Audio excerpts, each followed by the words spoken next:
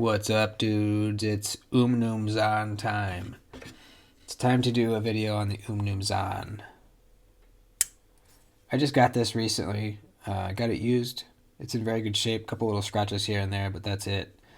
I've wanted a drop point Umnumzaan for a while, and I'm just going to call it the Zaan from now on. It's easier to say. My first Chris Reeve knife was a large Sebenza. I had that for a little while, and then I sold it in favor of the small Sebenza. I just liked it a little bit more. I'm not sure what it was about the large Sebenza. I mean, it's about the size of the Zaan, even a little smaller. So I don't know why I love the Zaan so much more than the large Sebenza, but I just did. I like the small one quite a bit. Created a lot. But I've always wanted the Zaan.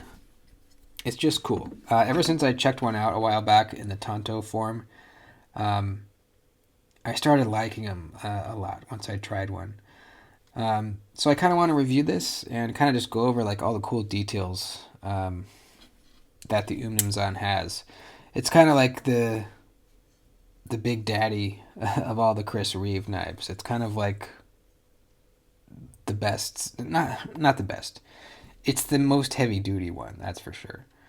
And it's got all these little bells and whistles that the Inkosi and the Sebenza don't have. So let's check it out. So this is the drop point one. It comes in a Tonto and a drop point.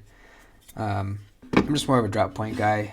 The Tonto one was fine. It was really thick behind the edge, up at the Tonto edge, which is pretty typical for Tontos, but I like something thinner for better, something that can do better utility cutting. Also, this is just a beautiful blade shape. The whole knife is really, really beautiful. With this kind of clip right here, the harpooned clip, maybe you might call it, I don't know. And then this little dip right here. It's just a beautiful, beautiful blade. And beautiful handle. The whole thing is beautiful.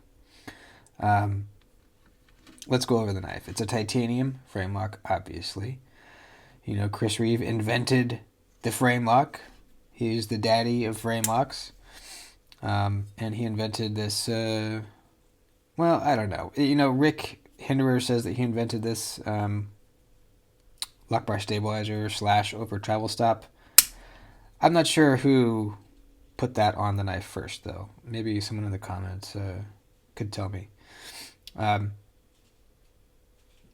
The hardware is really cool. This is an Allen key hardware, as is the body screw.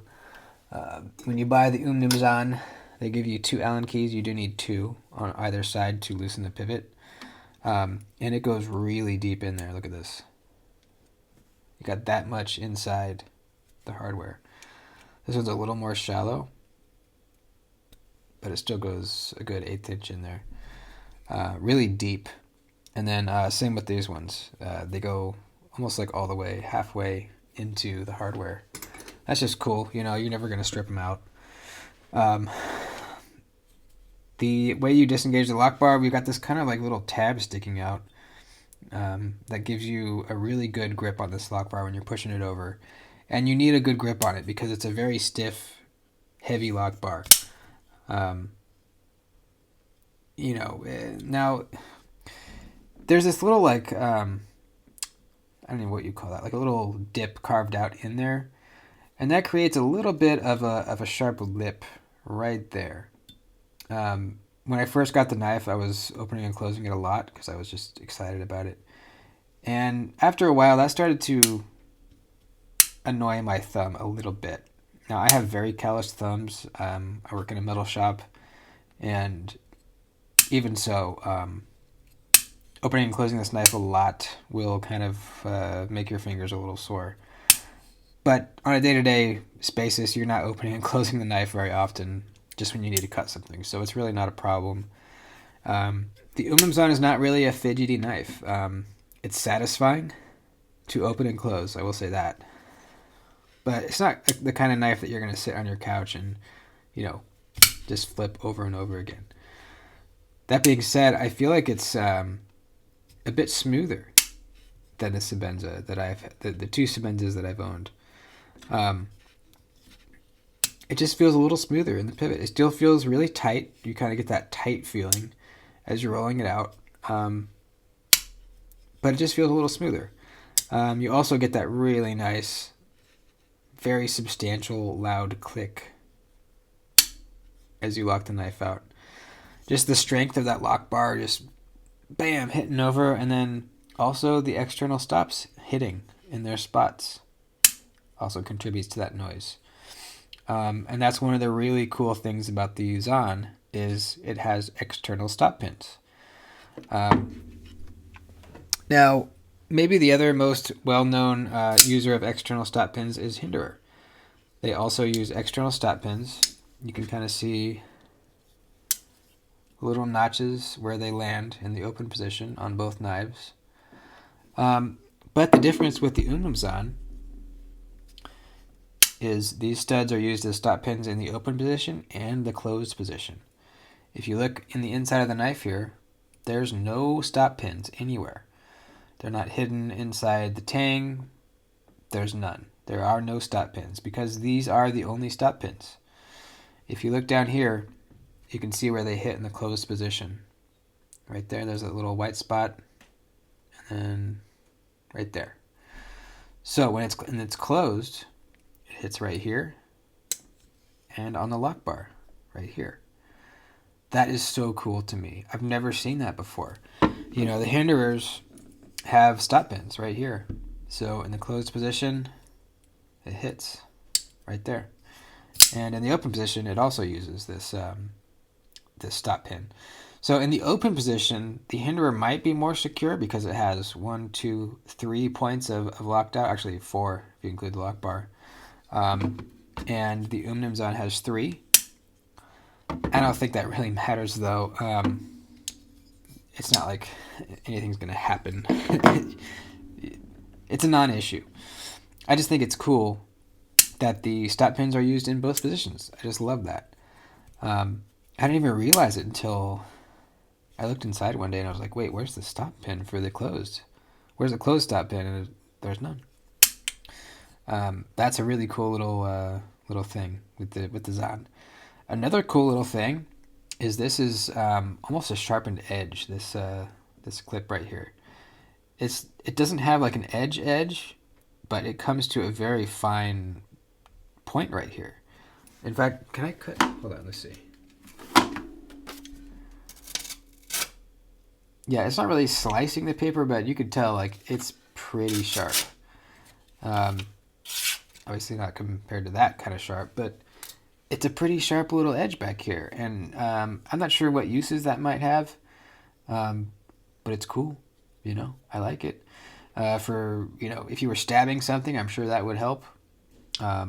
It's just cool. Another cool thing is we have a glass breaker. Look at that. I think this is the best way I've ever seen a glass breaker integrated into a knife. Usually they're like this big obnoxious thing poking out of the butt. Here it's just this little thing. When it's closed, when the knife's open, you don't even see it. It's gone. And it's right there for when you need it. It doesn't get in the way of anything. It's not sticking out of your pocket. It's just right there. I love, love, love that. And who knows, I might never need a glass breaker, but if I ever did, maybe I would have my Umnumzaan on me, and I would think, oh, shit, I have one. And maybe it would save my life or something. I don't know. I just think it's cool. So those are kind of the 3 really cool things, I think, about the Umnumzaan. The external stops in the open and closed positions, the glass breaker, and we have this extra almost sharpened edge right there. I think that's so neat. Now the cutting performance of this, I haven't done the cut test yet, but I've been carrying it quite a bit. And this thing cuts, man. The hollow grind is really nice and deep. It's not super thin behind the edge, but since it's a deep hollow grind, it kind of definitely helps the sliciness factor. Behind the edge, we're looking at 18 thousandths, 18. We're going to get thicker up here. 23, and at the very tip, 27. That's pretty respectable. That's not bad at all. For a hollow grind, I feel like that's pretty good. If we compare that to the small Sebenza, let's see where we're at. 21. This is actually even a little thicker. 23. 23. Yeah. Wow. Small Sebenza is even a little thicker behind the edge. Both hollow grinds, obviously. And then the blade stock on the small Sebenza, 119 thousandths. And the Zaan, we've got 140 thousandths. Blade length on the Zaan, 3 5/8. Handle 4 3/4. So it's a pretty big knife. Let's do some little size comparisons here.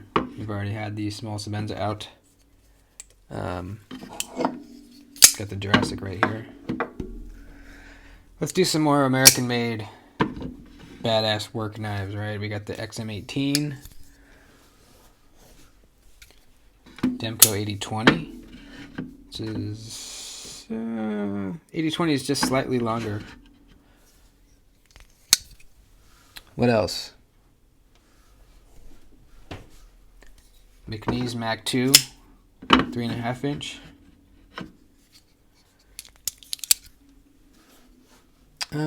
What else? Oh yeah, how about if I can reach it? Spyderco Shaman.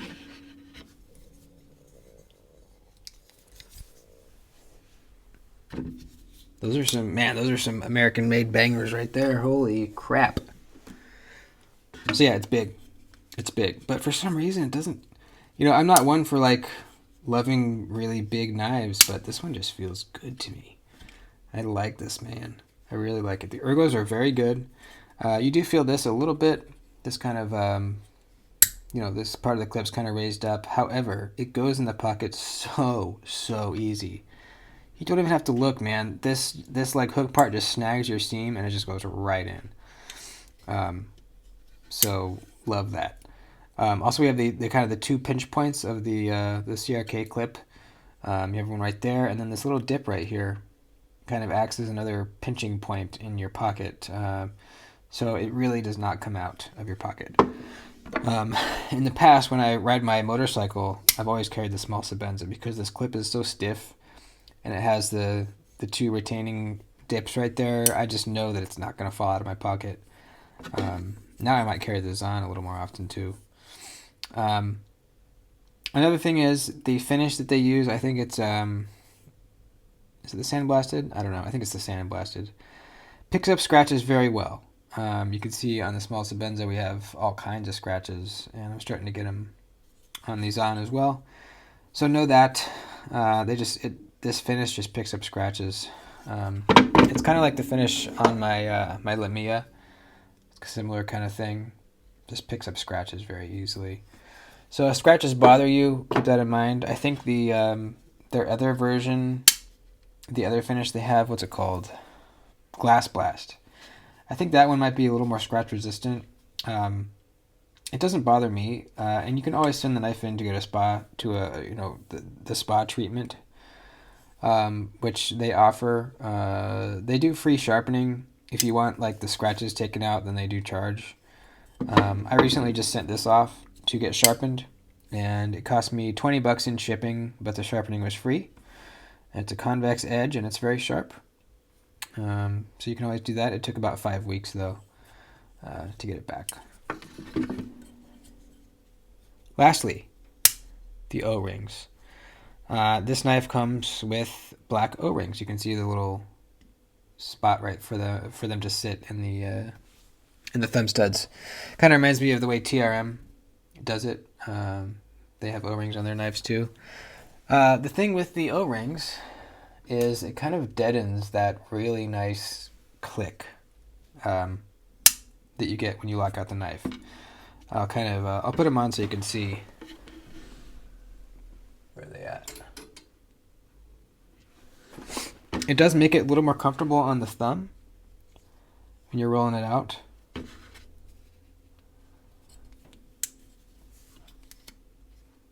You can barely even hear it. If you kind of like slam it you kind of do. But if you just roll it very softly, it's like it's not even opening. I don't know. I just love that loud click so much that I took them off. But it is much easier to roll this out with the thumb stud on, with them on. So I don't know. I'm kind of torn. I thought maybe just leave one on the thumb side. Let's see.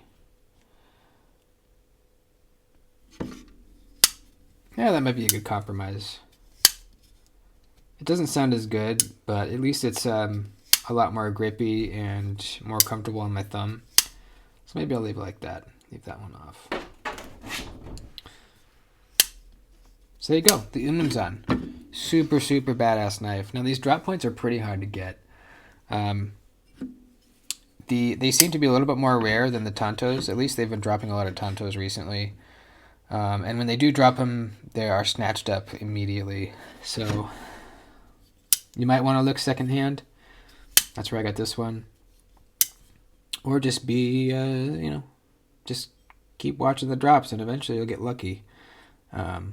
It comes with a little post in here for the lanyard. And if you don't have the lanyard in it, it kind of rattles around. So you do need to take apart the knife and get that out. It just falls right out, unless you want to put a lanyard in it.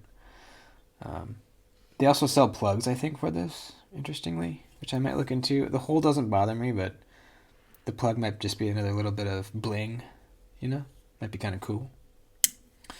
So I'm really happy to have an Umnumzaan in the collection. This is a super badass knife. And I love it. So that's it. Please like the video before you head out. That would be awesome. And if you have any more questions, let me know in the comments. I love you. I'll see you soon.